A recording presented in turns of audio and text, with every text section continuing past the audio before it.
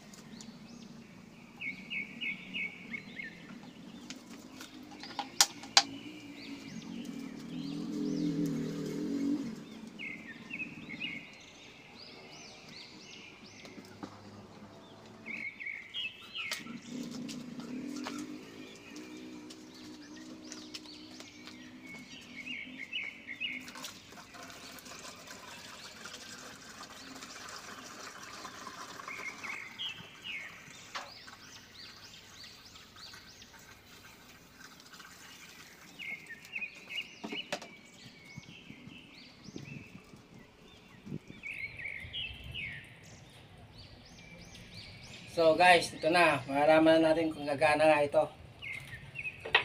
Excited na ako dito.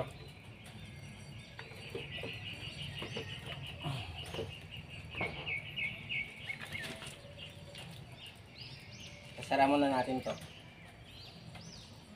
Para ito na ang maghigop ng tubig doon.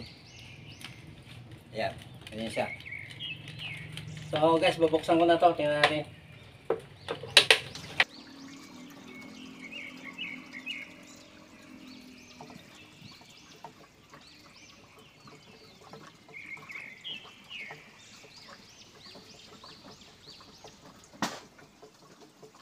So guys, negative.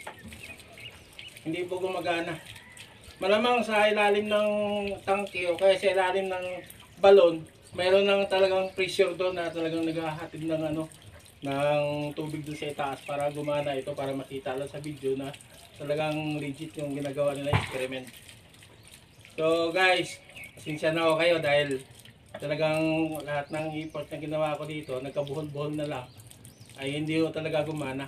Ayan, ubos na yung tubig, hindi po humigop dito sa sa timba.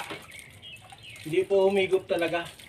Kahit anong silyo na ginawa ko diyan. Kahit hinabaan ko na yung lining na yan kasi gumawa na ako noong nakaraang araw, maiksi lang, hindi gumana. Ngayon hinabaan ko na. Ayun. So, bye-bye.